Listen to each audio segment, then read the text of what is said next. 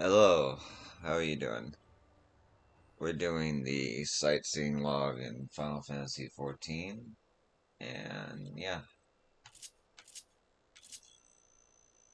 eh, yeah.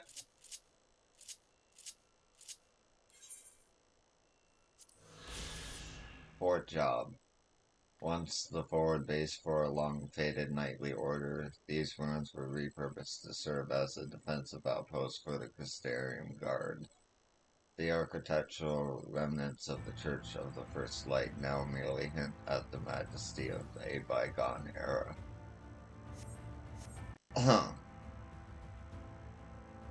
the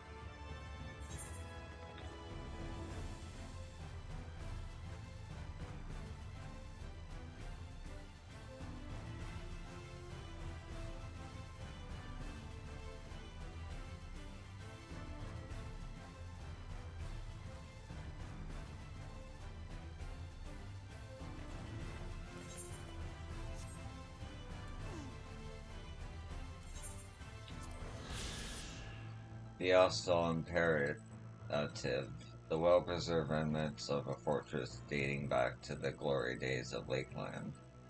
I should mention these are the Shadowbringer um, Vista records. This imposing structure was named in honor of one Sir Austall, who, according to the tales, ordered his men to stand their ground against a ravaging horde of sin-eaters. The abominations. The oh, the knight himself refused to fall, holding off the abominations until the small folk had reached a safe refuge.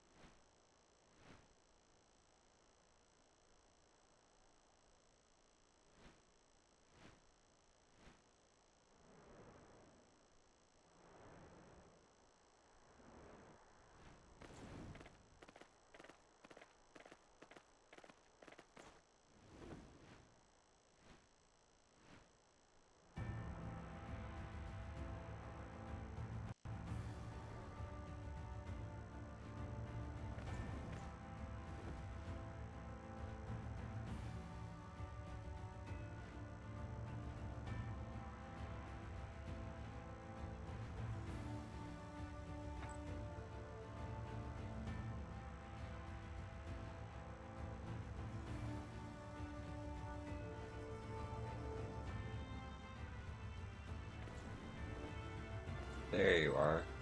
Well, I feel like you just popped out of nowhere. The hour of certain durance. These crumbling ruins are all that remains of a Lakeland prison. To the east of the base of the cliff can be seen another memory of the past. The domiciles of the prison wardens, once known by a less somber name, Mortal Irons. I thought to better reflect the settlement's abandoned state and the transient fate of its residents.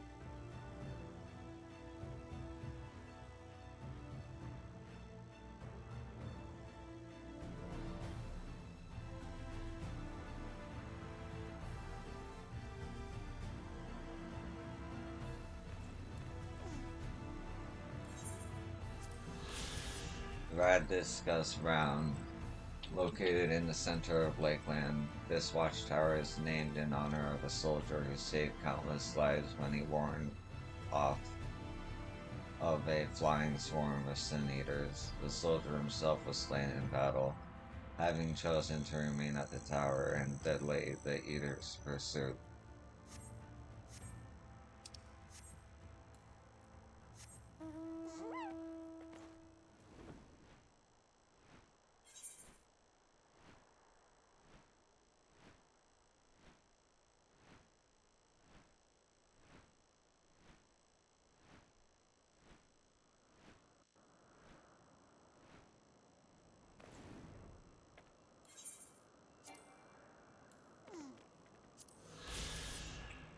Laxen Loft.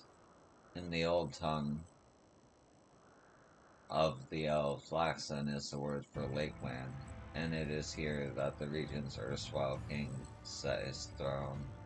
The castle is also infamous as the site of a historical conflict, where the Shadowkeeper led a force of elven dissonance in a final bloody uprising.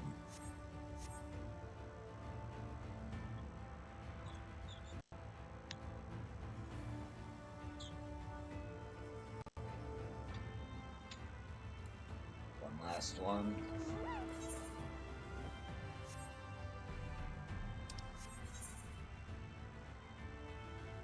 To the south.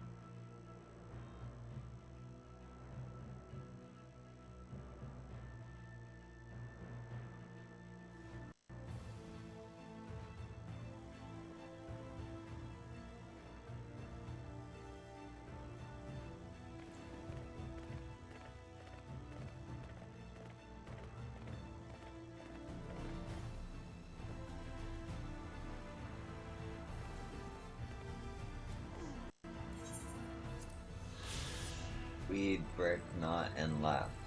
The fishing village of Solon sprawls across these four small islands, its bridge connecting each location to the next, and thence to the shore of the source itself. The settlement's name, it seems, was agreed upon as a self-deprecating nod to the off-sea brows of its residents, fishermen. Okay, that's it for Lakeland.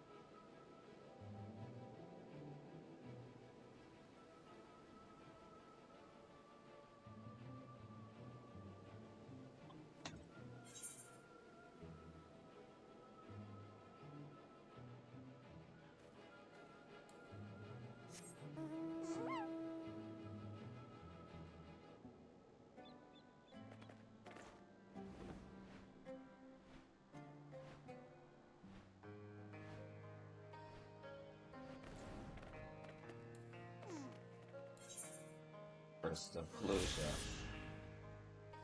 Fallujah. Correct Shell Beach. When questioned on the rather prosaic name of this coastline, the inhabitants of nearby Stiltites simply point to the carpet of broken seashells. In earlier days, they say the beach was crowded with the comings and goings of local fishermen, but now it is mostly the boots of barbaric hobgoblins leaving tracks alongside the pebbled shore.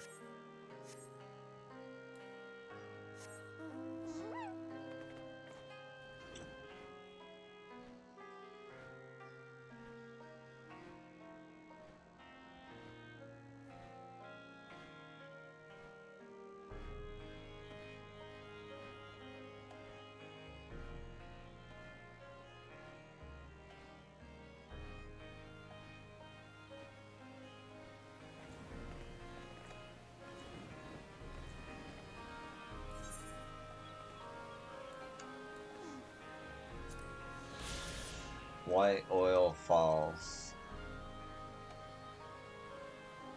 The waterfall marks the midpoint of Watts River.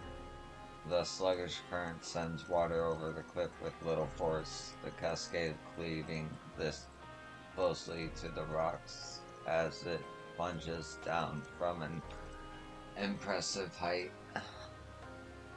Upon observing this almost viscous flow, excuse me, a renowned poet is said to have likened the falls to an enormous trickle of oil.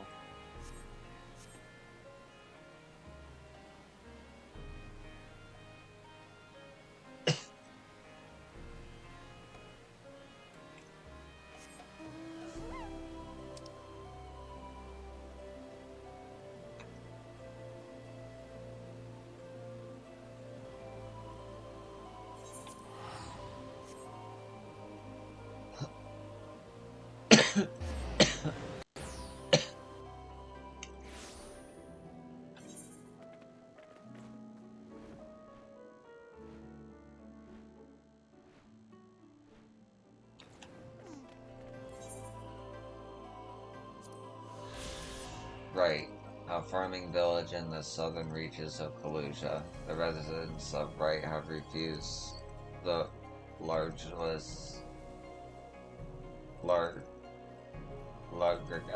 legacy of Elmore, preferring instead to subsist upon barley, vegetables, and other crops cultivated through time-honored methods.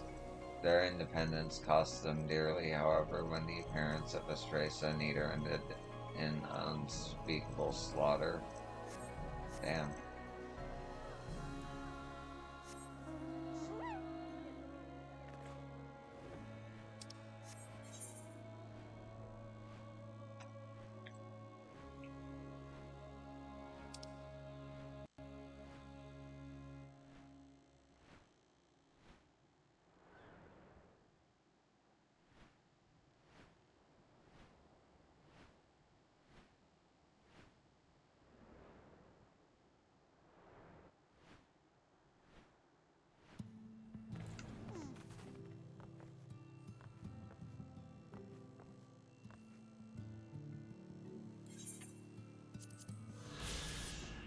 Gate Town is a haphazard mess of shacks and lentils, the result of refugees throwing up shelters as they await their chance to embrace the comforts of Eilmore.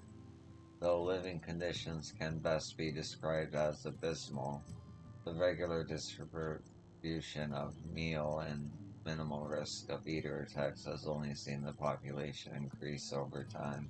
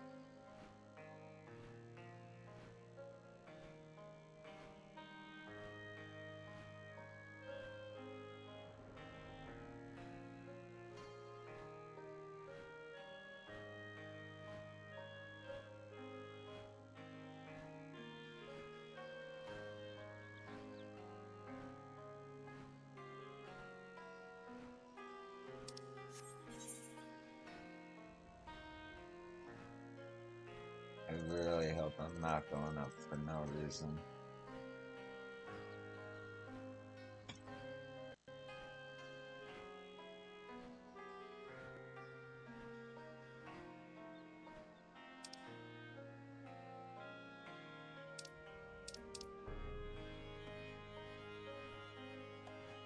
Oh, okay. I went up for a reason. That's good. That's a cool view.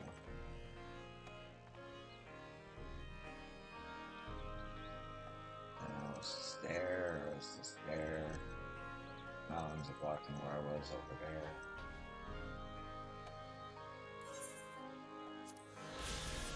The ladder.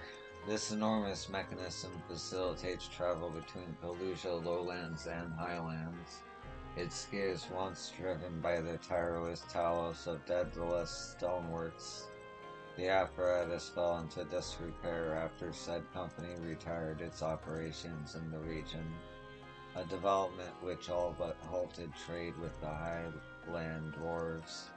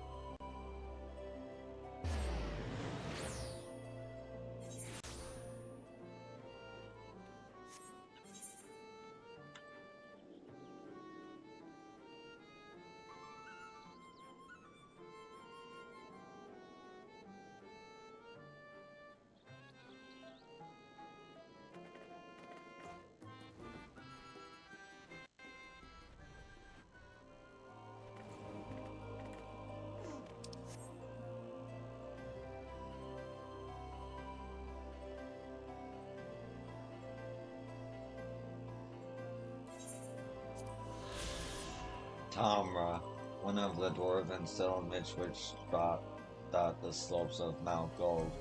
Tamra is home to a sizable branch of the Thal family. Every building is constructed on a scale to cater to the diminutive inhabitants, giving taller races the impression of a village built in miniature.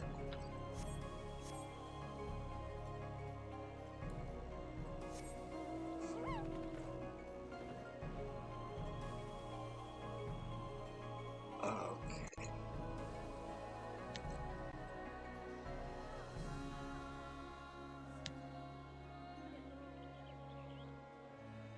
One last one.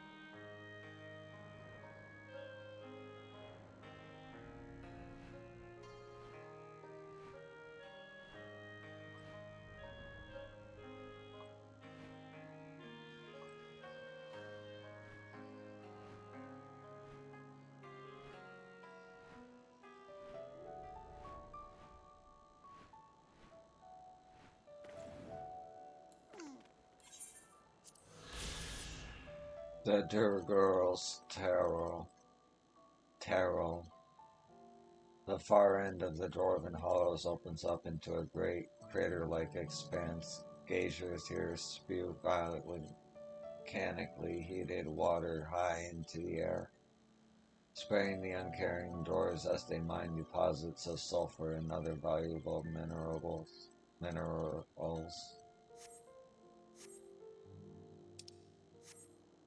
Okay. That's it for Kalusia. How am I doing on time? 22 minutes. I'm gonna go through these pretty quick. Alright, what's up next?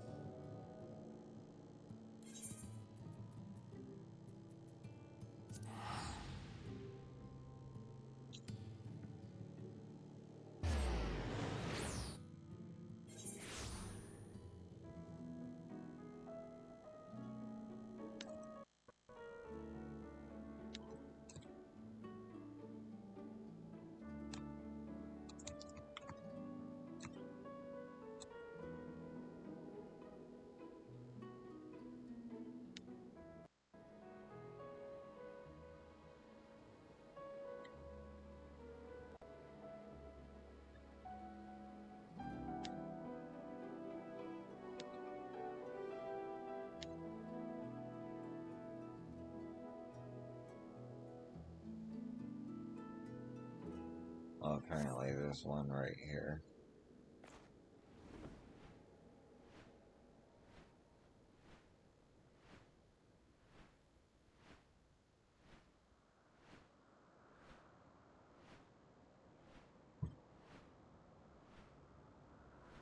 Yep.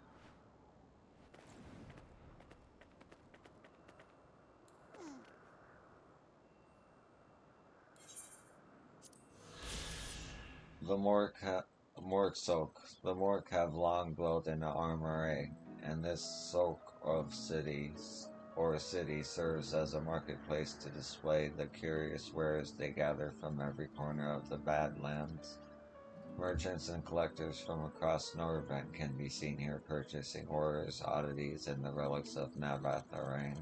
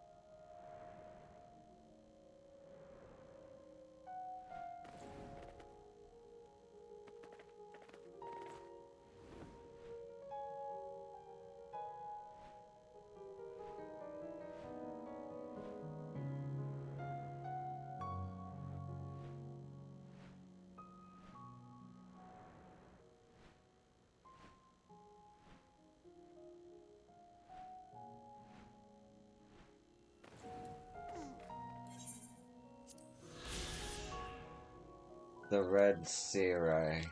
This is Amarus, where this Amarus was established by Crystarian merchants plying their trade in armoring. Tucked within the foreboding walls of Quas Charles, the waypoint and its stockpile goods are well protected from both predators and wind-blown sands.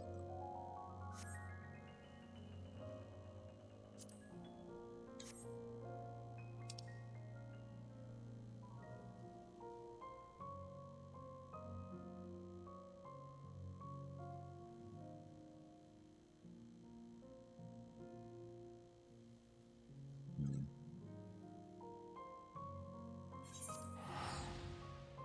Actually, can I just get there from here? It looks like it.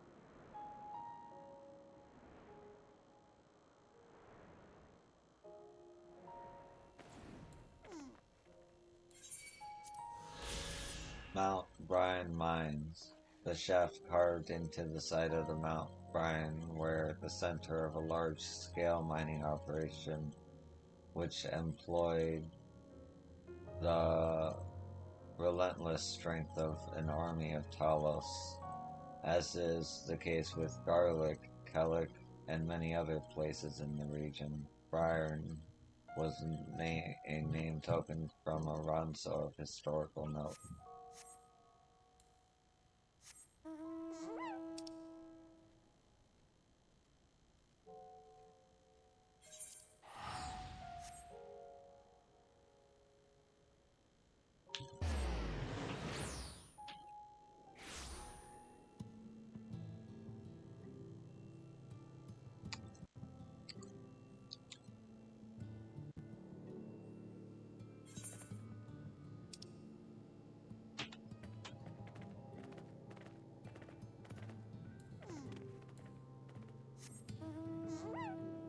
There you are.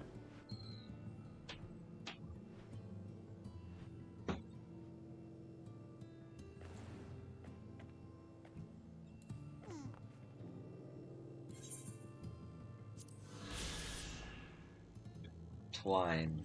In days past, Navatharang contracted a Talos engineer to establish its mining railway, and these cabins were built to provide lodgings for the laborers who would lay their trolley tracks.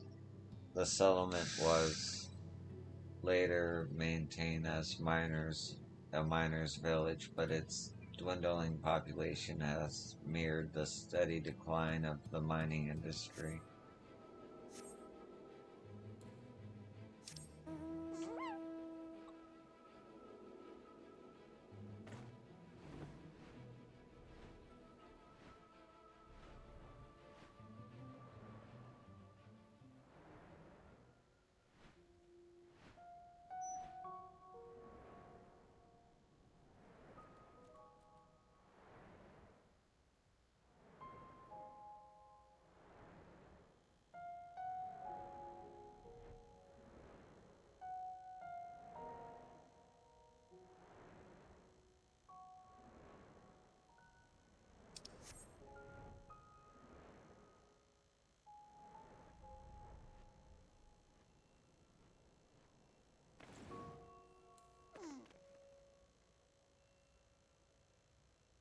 Wow, that's a cruel one. You can only get there from. Well, maybe you could get there from there, but I doubt it. Anyway. Kelp.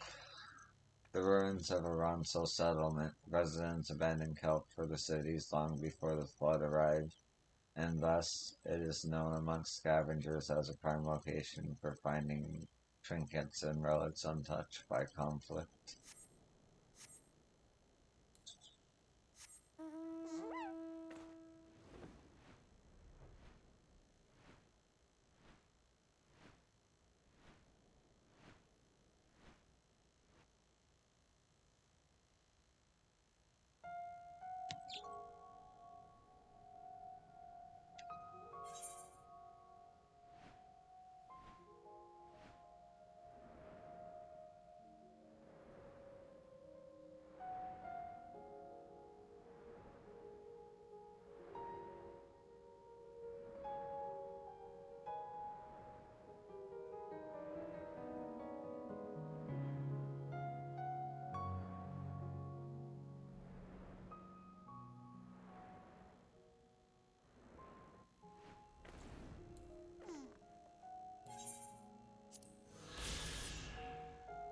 The prison palace of Malik, in the common tongue of Malik, translates into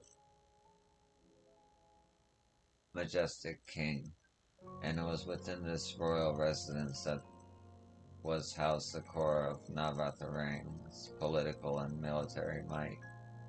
When the flood came, however, it was halted moments too late. Half the palace toppled before a titanic wave of light, like a sand-caught castle caught by the tide.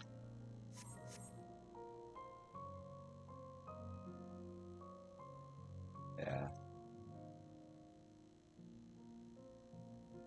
Okay, so I think that's it for Amarang. These are surprisingly easier to get, I will say. They're all like on top of things. All you need is flying, really. That's cool. How we doing on time? It's only been a half hour. I'm gonna keep going.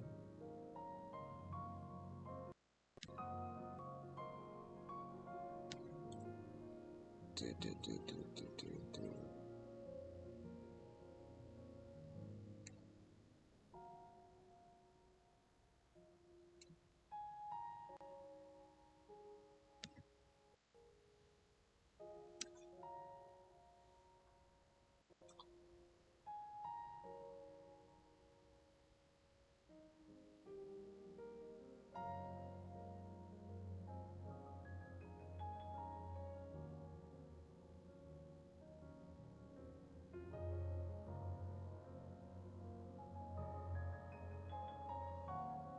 Alright.